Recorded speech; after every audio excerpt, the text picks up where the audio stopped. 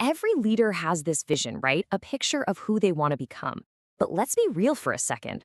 There's usually a massive gap between the leader you are today, just trying to keep your head above water with all the daily tasks, and the leader you truly aspire to be.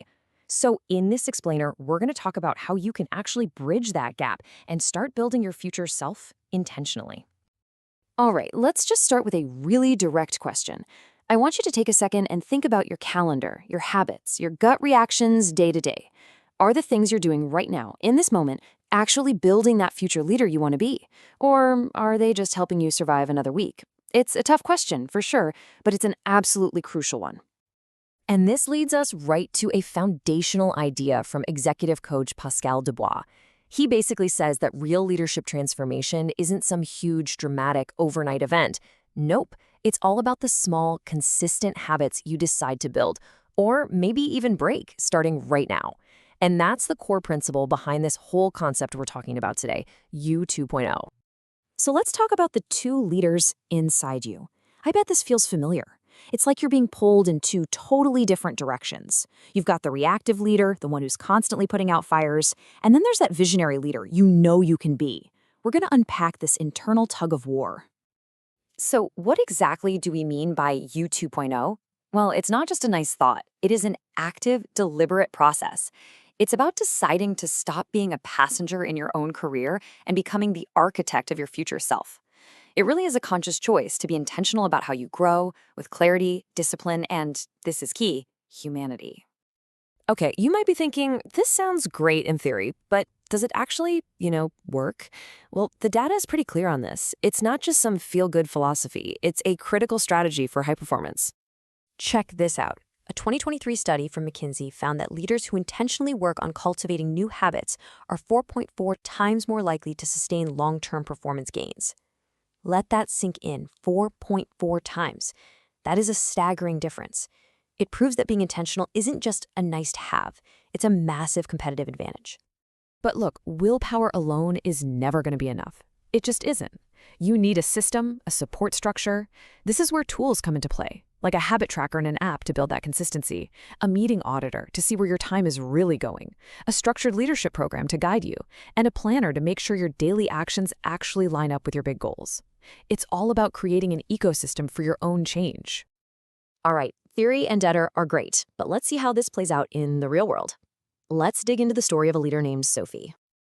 Sophie's situation, man, I think a lot of us can see ourselves in her story. She was a senior director, super talented, but she felt completely and utterly trapped. She actually called her work life an endless treadmill of just putting out fires, working late, and having zero time left for the strategic thinking she was hired to do.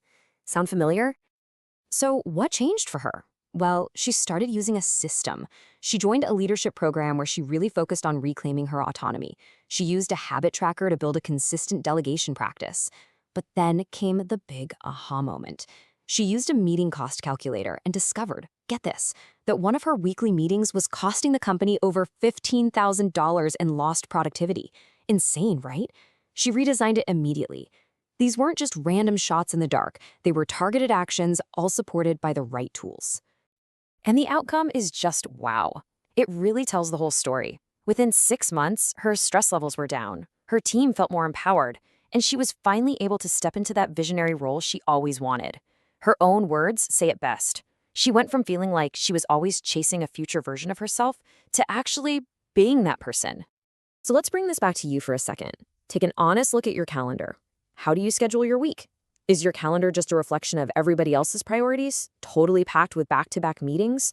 Or does it reflect your priorities, with those non-negotiable blocks of time for deep strategic work scheduled in first? See, the U 2.0 leader designs their calendar. The reactive leader is a victim of it. And let's be clear, this isn't just about your own personal productivity. As Simon Sinek says, true leadership is about service. By becoming your best self, your U 2.0, you are so much better equipped to empower, develop, and genuinely take care of your team. Your growth creates a powerful ripple effect.